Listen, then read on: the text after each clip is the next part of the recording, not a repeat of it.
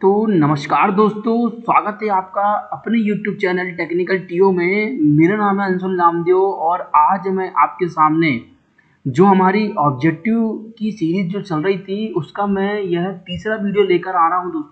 दोस्तों इसके पहले वाली क्लास में मैंने बेसिक फिटिंग के बारे में बात किया था और उसी बेसिक फिटिंग का जो सेकंड पार्ट में लेकर आ रहा हूं मैं। दोस्तों आपकी जानकारी के लिए बता दूं कि मैं यहाँ पर आपको ऑब्जेक्टिव टाइप क्वेश्चन सॉल्व करवा रहा हूँ और इन ऑब्जेक्टिव टाइप क्वेश्चन में जो भी कंफ्यूजन है उन कंफ्यूजन को मैं एक स्पेसिफिक डाटा के माध्यम से, स्पेसिफिक डायग्राम के माध्यम से मैं आपको समझाने की पूरी कोशिश कर रहा हूँ। तो चलिए दोस्तों स्टार्ट करते हैं आज की क्लास बिना किसी देरी के। तो दोस्तों इसके पहले वाली क्लास में 34 क्वेश्चन तक हो गए थे। आज मैं आप लोग को यहाँ से स्टार्ट करता हूँ 35 नंबर के क्वेश्चन से। तो दोस्तों सबसे पहला क्वेश्चन ये है कि फिलर गेज का उपयोग क्या है, what is the use of filler gauge. तो दोस्तों जैसे कि इसके नाम में ही छुपा हुआ है फिलर। दोस्तों फिलर का मतलब होता है फिलिंग मतलब यह होता है कि दो ऐसी जगह फिलिंग करना जहां पर दो गैप हो या दो पार्ट्स हो। तो दोस्तों इसका फिलर गेज का सीधा उपयोग होता है check the gap between the mating parts. Check the gap between the mating part. दोस्तों मैटिंग पार्ट मतलब क्या होता है कि दो मिलने वाले पार्ट। तो दोस्तों इसका आंसर हो जाएगा आंसर नंबर डी। अगले क्वेश्चन की बात करते हैं दोस्तों 36 नंबर के क्वेश्चन में यहाँ पर यह लिखा हुआ है कि read the measurement in the dial calliper. दोस्तों जैसे कि यह वर्नियर कैलिपर जो ऐसा होता है, यह वर्नियर कैलिपर का ही एक टाइप कहना चाहिए कि यह डायल कैलिपर भी उसी का ही एक टाइप है। और दोस्तों यहाँ पर आपको रीडिंग को पहचानने का बहुत ही अच्छा तरीका है। यहाँ पर आपको दिख रहा है कि यह 2 नंबर में है और इसके बाद यहाँ पर यह 2.25 मतलब लगभग 25 mm का यहाँ पर हो चुका है और 25 के आगे यह जो आपकी जो डायल कैलिपर जो वर्नियर वाला जो भाग होता है जो मेन स्केल का भाग हो गया और यह वर्नियर स्केल का भाग हो गया। तो वर्नियर स्केल का भाग जो है वह 25 से आगे बढ़ गया है। तो यहाँ पर लगभग यह 26 तक में पहुँच गया है। तो इसका आंसर जो हो जाएगा वह 26.2 mm यहाँ पर आंसर हो जाएगा। अगले क्वेश्चन की बात करते हैं। यहाँ पर अगला क्वेश्चन ये है कि एक गैंग ड्रिलिंग मशीन में क्या ऑपरेशन किया जाता है। दोस्तों यहाँ पर गैंग ड्रिलिंग मशीन, यहाँ सबसे पहले हमको वर्ड से ही हमको अपना आंसर निकाल लेना है। दोस्तों ड्रिलिंग मशीन का मतलब तो आप लोग समझते ही होंगे कि ड्रिलिंग मशीन क्या होता है। तो ड्रिलिंग मशीन के साथ में गैंग मतलब इसमें बहुत सारी ड्रिलिंग मशीन को एक साथ क्या कर दिया जाता है, असेंबल किया जाता है। असेंबल करके क्या किया जाता है, इसमें मास प्रोडक्शन किया जाता है कि मतलब एक साथ बहुत सारे ऑपरेशन जो है इसमें कर सकते हैं। दोस्तों मतलब कहने का मतलब ये है कि एक साथ जो बहुत सी जो प्रोसेस होती है उन प्रोसेस को लगातार कंटिन्यूअस इसमें वर्क कर सकते हैं। ठीक है दोस्तों इसका जो आंसर होगा वह आंसर होगा इसका डी, ड्रिलिंग का क्रमिक संचालन। जैसे दोस्तों मैंने बताया कि सक्सेसफुल ऑपरेशन ऑफ ड्रिलिंग मतलब क्रमिक मतलब क्या होता है कि कंटिन्यूअस ऑपरेशन यहाँ पर करने के लिए गैंग ड्रिलिंग मशीन में ऑपरेशन किया जाता है या कराया जाता है। दोस्तों अगला क्वेश्चन ये है कि 38 नंबर का क्वेश्चन ये है कि वर्नियर पेपर प्रोटेक्टर में स्टॉक का अभिन्न हिस्सा क्या होता है। अब दोस्तों जैसे कि इसमें वर्नियर पेपर प्रोटेक्टर, दोस्तों वर्नियर, सबसे पहले मैं इस क्वेश्चन में आपको वर्नियर पेपर प्रोटेक्टर को दिखाता हूँ, उसके सभी पार्ट्स के बारे में बात करते हैं। उसके बाद हम यहाँ पर यह चेक करेंगे कि इसका जो पार्ट्स है क्या होगा। दोस्तों सबसे पहले देख लेते हैं कि वर्नियर पेपर प्रोटेक्टर होता क्या है। यह वर्नियर पेपर प्रोटेक्टर बनाया गया है और वर्नियर पेपर प्रोटेक्टर के ही ये भाग है, यह वर्नियर पेपर प्रोटेक्टर। तो दोस्तों वर्नियर पेपर प्रोटेक्टर का सबसे पहले मैं आपको बता देता हूँ कि इस जो टूल्स है, इस टूल्स का उपयोग जो है वह एंगल मेजरमेंट को किया जाता है। दोस्तों एंगल मेजरमेंट का बहुत प्रिसीजन इंस्ट्रूमेंट है यह लगभग 5 मिनट तक की जो परिशुद्धता को माप सकता है। दोस्तों 5 मिनट मतलब कहने का मतलब ये है कि जैसे कि आपने सुना होगा कि 1 डिग्री बराबर 60 मिनट होता है और 1 मिनट बराबर 60 सेकंड होता है। दोस्तों ये मिनट टू सेकंड ये एंगल मेजरमेंट की भी यूनिट होती है। तो यही वो इंस्ट्रूमेंट है, बहुत ही प्रिसीजन इंस्ट्रूमेंट होता है जो कि एंगल को मेजरमेंट करता है। दोस्तों यहाँ पर इसके भाग की बात कर लेते हैं। दोस्तों इसमें एक चांदे टाइप का यह गोल सर्कल लगा होता है जिसे डिस्क कहा जाता है। उसके बाद इसमें यहाँ पर यह एक स्टॉक टाइप का लगा रहता है। यह स्टॉक को यह एडजस्टेबल ब्लेड कहते हैं। यहाँ पे एक एडजस्टेबल ब्लेड होता है और ये स्टॉक यहाँ पर यह लगा होता है जिसमें ये राउंड सरफेस में जोड़ा हुआ रहता है। दोस्तों अब इस ब्लेड को इसमें यह डिस्क में मतलब कि फिट करने के लिए यहाँ पर एक लॉकिंग स्क्रू को लगाया जाता है। उसके बाद यहाँ पर एक डायल होता है, यह डायल में भी यूनिट होती है और इसी यूनिट के द्वारा इस डिस्क के द्वारा यहाँ पर इस मैन स्केल और ये डायल के द्वारा इसमें रीडिंग को पढ़ा जाता है। दोस्तों आप लोग समझ गए होंगे। दोस्तों इसमें यहाँ पर लिखा हुआ है कि अभिन्न हिस्सा कौन सा है, तो यहाँ पर डिस्क है, हाँ डिस्क होता है, डायल है, डायल भी होता है। दोस्तों और ऑप्शन इसमें क्या दिए हुए हैं वो देख लेते हैं। दोस्तों इसमें ब्लेड है, हाँ ब्लेड भी है, मैन स्केल मतलब मुख्य पैमाना। तो दोस्तों इसमें पहले क्वेश्चन को चेक कर लेते हैं कि इसमें दिया हुआ क्या है, अभिन्न हिस्सा कौन सा है। तो दोस्तों अभिन्न हिस्सा का मतलब ये है कि इसका मोस्ट इंपॉर्टेंट हिस्सा कौन सा है यह पूछ रहा है। तो दोस्तों इसका मोस्ट इंपॉर्टेंट हिस्सा इसमें क्या हो जाएगा, 38 हो जाएगा। दोस्तों ऐसे भी क्वेश्चन आ जाते हैं जैसे कि इसमें आपको दिख रहा होगा कि इसमें डिस्क भी होता है, इसमें डायल भी होता है, इसमें उसके बाद इसमें बाकी के जो ऑप्शन है इसमें ब्लेड भी होता है, इसका मैन स्केल भी होता है। तो दोस्तों इसमें क्वेश्चन में ही अभिन्न हिस्से को पूछा गया है, यह अभिन्न हिस्से को ही पूछा गया है।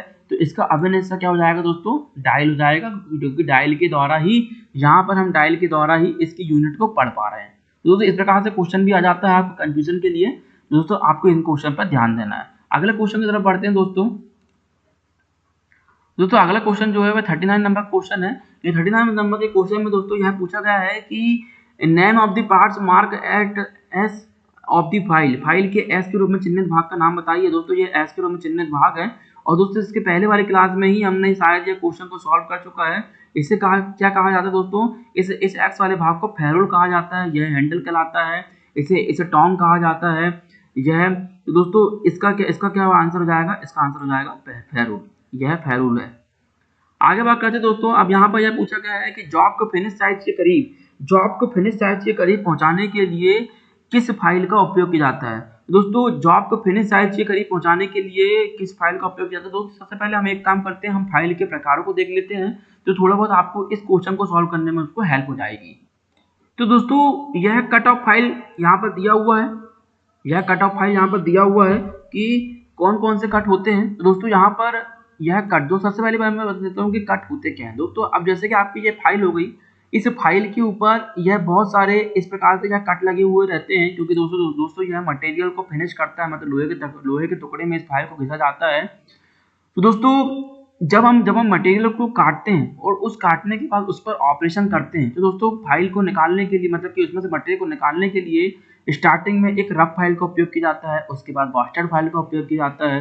तो दोस्तों इस प्रकार से हम उस पर फाइल का उपयोग करते हैं। दोस्तों ये सिंगल कट फाइल हो गई, इसमें सिंगल टीथ रहते हैं, मतलब इस प्रकार से सिंगल कटिंग रहती है। दोस्तों ये सेकंड कट फाइल हो गई, इस प्रकार से इसमें क्या होता है कि इसमें डबल टीथ बने हुए रहते हैं। दोस्तों एग्जाम में आपका इसका मतलब कि कहना चाहिए एंगल ही पूछ लेता है कि कौन सा कट कितने एंगल में कटा हुआ रहता है। तो दोस्तों सिंगल कट में यह 60 डिग्री में कटा हुआ रहता है, डबल कट में 70 डिग्री और 51 डिग्री में यह कटिंग किए हुए रहते हैं। दोस्तों उसके बाद रास्टर कट फाइल हो गई। यह रास्टर कट फाइल का मतलब यह होता है कि अब ये रास्टर कट फाइल का उपयोग मोस्टली जो रहता है वो इलेक्ट्रिशियन ट्रेड वाले करते हैं, जो कि बोर्ड वगैरह बनाते हैं। तो उसमें इस रास्टर कट फाइल में ऊपर ऐसे बारीक पॉइंट बने हुए रहते हैं, तो मुलायम मटेरियल में घिसने के लिए इसका उपयोग किया जाता है। उसके बाद यहाँ पर कर्व्ड कट फाइल हो गई। ये इस कर्व कट फाइल का उपयोग जो कर्व शेप रहता है उसको फिनिश करने के लिए यहाँ पर उपयोग किया जाता है। अब दोस्तों उसके बाद इसमें एक और फाइल आती है सेकंड कट फाइल। जो सेकंड कट फाइल दोस्तों अब देखिए ये खुरदरी फाइल है, रफ फाइल, थोड़ा इसके तीर मोटे होते हैं। उसके बाद वास्टर्ड फाइल हो गई, यहाँ पर इसके तीर थोड़े बारीक होते हैं। और जो सेकंड कट फाइल हो गई, इसके तीर थोड़ा और बारीक होते हैं। तो दोस्तों ये ग्रेडिंग के आधार पर इसका डिवाइडेशन किया जाता है। हमारा यहाँ पर आंसर हो जाएगा सेकंड कट फाइल। तो दोस्तों आशा करते हैं दोस्तों आपको समझ में आ रहा होगा। इससे रिलेटेड जो भी क्वेश्चन है आप कमेंट सेक्शन में, कमेंट बॉक्स में पूछ सकते हैं। आगे बात करते हैं दोस्तों, किस फाइल में समानांतर किनारे पूरे लंबाई में होते हैं। तो दोस्तों इस यहाँ पर फिर से फाइल का क्वेश्चन पूछा गया है। तो दोस्तों यहाँ पर इसका आंसर होगा एक हैंड फाइल में समानांतर किनारे पर पूरी लंबाई में होते हैं। दोस्तों चलो इसको भी थोड़ा बहुत हम डायग्राम में समझने की कोशिश करते हैं। तो दोस्तों ये हैंड फाइल जो होती है, जैसे दोस्तों यहाँ पर ये साइड एज जो दिख रही है, ये साइड वाला हिस्सा, इस साइड एज में जो हैंड फाइल होती है उसमें क्या होता है कि जो तीर होते हैं वो तीर क्या होते हैं पूरी लंबाई में यहाँ पर बने हुए रहते हैं। बाकी दोस्तों इसके अलावा एक और फाइल जो होती है फ्लैट फाइल, उस फ्लैट फाइल के इसके साइड में यहाँ पर तीर बने हुए नहीं रहते हैं। दोस्तों इसी का आंसर है कि यहाँ पर समानांतर किनारे पूरी लंबाई में बने हुए रहते हैं। तो दोस्तों यहाँ पर उसी और ऊपर से लेकर नीचे तक यहाँ पर क्या होते हैं तीर कटिंग रहते हैं। तो उसी के बारे में यहाँ पर पूछा गया है, तो उसका आंसर क्या हो जाएगा हैंड फाइल। दोस्तों अगला क्वेश्चन यहाँ पर देखते हैं। यहाँ पर बेंच वाइज को बनाने की सामग्री क्या होगी। ये दोस्तों यहाँ पर मैंने आपको पिछले क्लास में मैंने आपको बेंच वाइज के बारे में बताया था और बाकी टूल्स के बारे में बताया था। तो मैंने आपको बताया था कि इन जो भी टूल्स हम पढ़ रहे हैं, कभी कभी क्वेश्चन में उसका मटेरियल भी पूछ लिया जाता है, तो इसका भी हमको ध्यान देना है। तो दोस्तों इसका आंसर जो हो जाएगा वह कास्ट आयरन हो जाएगा। दोस्तों जो अच्छी ग्रेड का जो कास्ट आयरन होता है उसका उपयोग बेंच वाइज और जो भी जितनी भी मशीनें होती हैं लगभग, जैसे कि ड्रिल मशीन, मिलिंग मशीन, आपकी लेथ मशीन, उनके पार्ट्स बनाने के लिए यहाँ पर कास्ट आयरन का उपयोग किया जाता है। क्योंकि दोस्तों कास्ट आयरन जो होता है वह टफ होता है और दूसरी बात ये सस्ता होता है, इसलिए इनका उपयोग हम मशीन के पार्ट्स बनाने के लिए कर सकते हैं। अगली बात करते हैं दोस्तों, अगले क्वेश्चन में आते हैं। कौन सा मार्किंग मीडिया जो होता है वह मार्किंग मीडिया कौन सा होता है जो मशीन से तैयार सतहों पर स्पष्ट रूप से रेखाएं प्रदान करता है। तो दोस्तों मार्किंग मीडिया के बारे में मैंने आपको पिछले क्लास में बताया था कि जो भी आपका जो वर्कपीस होता है, जैसे ये वर्कपीस जो बना हुआ है, इस वर्कपीस को जब हम कटिंग करते हैं या हमको कटिंग करना है या हमको मिलिंग करना है या हमको किसी प्रकार का इसमें ऑपरेशन करना है, तो इसकी सरफेस में क्या होता है, यहाँ पर हम इसकी सरफेस में इस प्रकार से एक मतलब क्या होना चाहिए, एक मीडिया को लगा देते हैं और उस मीडिया पे हम क्या कर लेते हैं, मार्किंग कर लेते हैं। अब जब इसमें मीडिया लगा दिए हैं तो क्या करेंगे कि हम आसानी से इसमें क्या कर लेंगे, मार्क करके और उसको वहीं से क्या कर लेंगे, कटिंग कर लेंगे। तो इससे क्या बोलते हैं, मार्किंग मीडिया। ये white wash, Persian blue, copper sulphate, cellular लेकर और भी कई तरीके के चीजें सभी की सभी क्या है, ये मार्किंग मीडिया ही है। पर इसमें यह पूछा गया है कि मशीन से तैयार सतहों पर स्पष्ट रेखाएं प्रदान करता है। तो ये इसका आंसर क्या हो जाएगा, इसका आंसर हो जाएगा पर्शियन ब्लू। इसका सही आंसर हो जाएगा पर्शियन ब्लू। बहुत हाई लेवल का ये मार्किंग मीडिया होता है और इसको लगाने के बाद इसकी रेखाएं जो है वह स्पष्ट दिखती हैं। और दूसरी बात यह है कि जब बहुत महंगा भी होता है तो जो प्रिसिजन इंस्ट्रूमेंट रहते हैं या प्रिसिजन इंस्ट्रूमेंट बनाने के लिए रहते हैं या प्रिसिजन जॉब रहते हैं, उसी में ही इसका उपयोग किया जाता है। अगली बात करते हैं दोस्तों, स्लॉटेड एंगल प्लेट में दिए गए स्लॉट का उद्देश्य क्या होता है। दोस्तों स्लॉटेड एंगल प्लेट की बात कर रहे हैं यहाँ पर। स्लॉटेड एंगल प्लेट दोस्तों, यह स्लॉटेड एंगल प्लेट जो होता है वो कुछ इस तरीके से होता है, इस तरीके से। और इसमें क्या होता है कि ये इसमें हम जॉब को पकड़ सकते हैं। तो उसी प्रकार से स्लॉटेड एंगल प्लेट की बात कर रहा है। तो यहाँ पर इसमें जो एंगल प्लेट में जो स्लॉट जो बने होते हैं उसका उद्देश्य क्या है। तो दोस्तों यहाँ पर स्लॉट जो बने होते हैं जॉब को क्लैंप करने के लिए, मतलब जॉब क्लैंपिंग के लिए इसका उद्देश्य होता है। तो इसका आंसर हो जाएगा ई, सही हो जाएगा। राउंड बार के केंद्र को चिन्हित करने के लिए किस कैलिपर का उपयोग किया जाता है। राउंड बार दोस्तों, यहाँ पर राउंड बार की बात हो रही है। तो राउंड बार के केंद्र को चिन्हित करने के लिए यहाँ पर जॉनी कैलिपर का उपयोग किया जाता है। जॉनी कैलिपर दोस्तों, मैं इस कैलिपर को आपको डायग्राम में भी दिखाता हूँ कि ये कैलिपर होता कैसे है। तो दोस्तों यह दिख रहा होगा, ये जॉनी कैलिपर है। इस प्रकार से ये जॉनी कैलिपर होता है। इसको दोस्तों लोकल लैंग्वेज में इसको लंगड़ा कैलिपर भी बोलते हैं। जी हाँ दोस्तों, लंगड़ा कैलिपर भी बोला जाता है। और इसको इस तरीके से यहाँ पर मार्किंग कर ली जाता है, मतलब कि यह जो है ये स्केल से अपनी नाप ले रहा है। और दोस्तों उसके बाद इसके वैसे दोस्तों बहुत सारे उपयोग होते हैं, पर इसका मुख्य उपयोग हम यहाँ पर देख रहे हैं कि जैसे कि आज के आंसर में भी लिखा हुआ है कि राउंड बार। तो दोस्तों यह दिख रहा है, यह राउंड बार बना हुआ है। इस राउंड बार में ये क्या कर रहा है, मार्किंग कर रहा है। दोस्तों सेंटर मार्किंग और सरफेस मार्किंग, इस प्रकार से इसमें मार्किंग हम कर सकते हैं इस जॉनी कैलिपर से। अगले क्वेश्चन में आते हैं दोस्तों, यहाँ पर दोस्तों एक डिवाइडर बना हुआ है। ये डिवाइडर बना हुआ है। इसमें पूछा गया है कि इस डिवाइडर के एक्स के रूप में चिन्हित भाग का नाम पूछा गया है। तो दोस्तों इसका जो आंसर जो होगा वह क्या होगा, ये एस के रूप में जो है इसका आंसर क्या होगा, फलक्रम होगा। दोस्तों ये एस के रूप में जो भाग यहाँ पर डिनोट किया गया है, ये बीच वाला, इसको फलक्रम बोलते हैं। ये फलक्रम के द्वारा ही ये पूरा के पूरा जो इसके लैग वगैरह है यह क्या यहाँ पर टिके हुए रहते हैं। आगे बात करते हैं दोस्तों अगले क्वेश्चन में। इस दोस्तों पूछा गया है कि इस कोणीय मापक यंत्र का नाम बताइए। इस कोणीय मापक यंत्र का नाम क्या है। तो दोस्तों इस कोणीय मापक यंत्र को कहते हैं यूनिवर्सल बेवल गेज। दोस्तों यह यूनिवर्सल बेवल गेज का उपयोग भी हम एंगल को मेजरमेंट करने के लिए करते हैं। आगे बात करते हैं दोस्तों, यहाँ पर यह पूछा गया है 48वें नंबर के क्वेश्चन में, 10 डिग्री से ऊपर के संकीर्ण खांचे और कोण को भरने के लिए किसका उपयोग किया जाता है। दोस्तों इसका जो आंसर होगा वह यहाँ पर दोस्तों अलग अलग प्रकार की फाइल दी हुई है। तो यहाँ पर इसका आंसर होगा नाइफ एज फाइल। दोस्तों जो नाइफ एज जो फाइल होती है वो नाइफ एज फाइल एक तरफ पे इस तरीके से इसमें झुकाव हुआ रहता है। तो इस नाइफ एज फाइल का हम उपयोग करते हैं। तो दोस्तों यह एंगल में ही ऐसी कटी हुई रहती है। तो वही पूछा गया है कि 10 डिग्री के ऊपर के संकीर्ण खांचे का मतलब क्या होता है दोस्तों, नैरो ग्रुप्स, मतलब इस प्रकार के जो खांचे बने रहते हैं उन खांचों को किस फाइल का उपयोग करते हैं। तो दोस्तों इस फाइल में नाइफ एज फाइल का हम उपयोग करते हैं। दोस्तों 12 के सेट में ये फाइल आती है और बहुत छोटी छोटी फाइलें होती हैं। आगे बात करते हैं दोस्तों, 49 नंबर का हम क्वेश्चन सॉल्व कर रहे हैं यहाँ पर। इसमें यह पूछा गया है कि उस दोष का नाम बताइए जब धातु के चिप्स फाइल के धातु में बीच में घुस जाते हैं।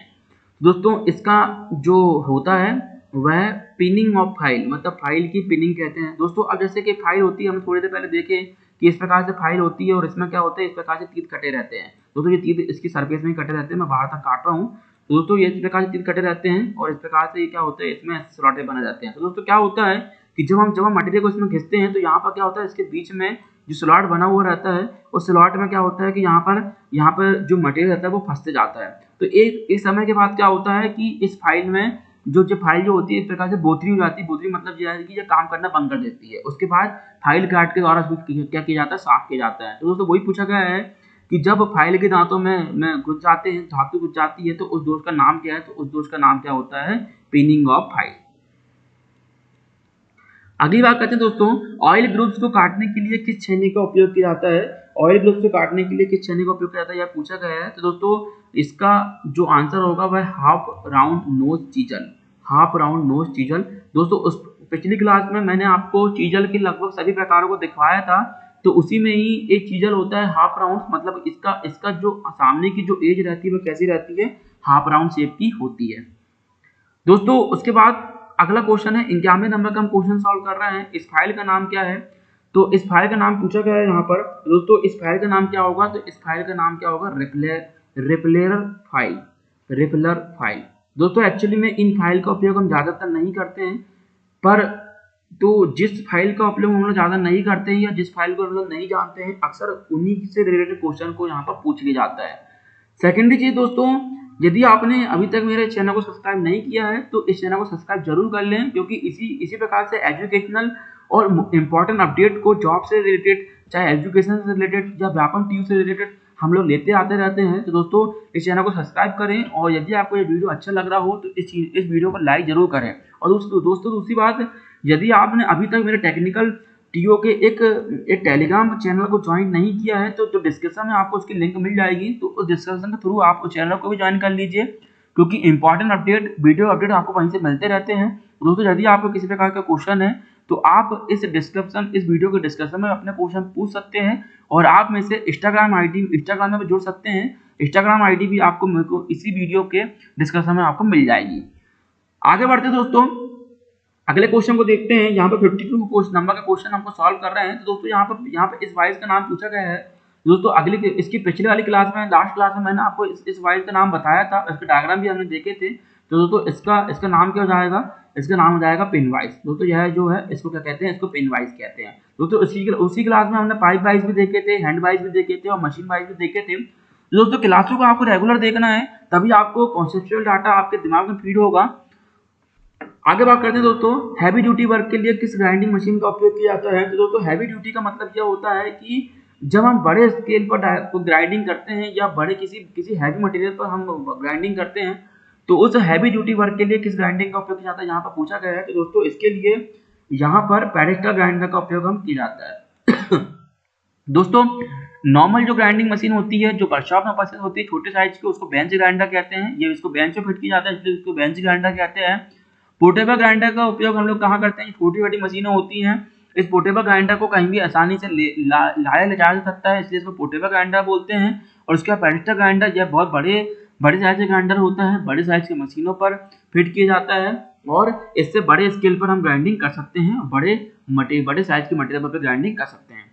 अगला क्वेश्चन देखते हैं दोस्तों, चैन ड्रिलिंग के बाद मटेरियल को अलग करने के लिए किस छेनी का उपयोग किया जाता है। दोस्तों इसमें जो आंसर होगा, फ्लैट चीजल तो होगा नहीं, इसका आंसर होगा वेब चीजल। अगले दो आंसर भी दिए हुए हैं पर वो भी नहीं होंगे दोस्तों। क्रास कट चीजल का उपयोग तो हम कर नहीं सकते, उसके बाद डायमंड कट चीजल का उपयोग भी नहीं कर सकते दोस्तों। इसमें क्या आएगा, इसमें वेब चीजल ही आएगा।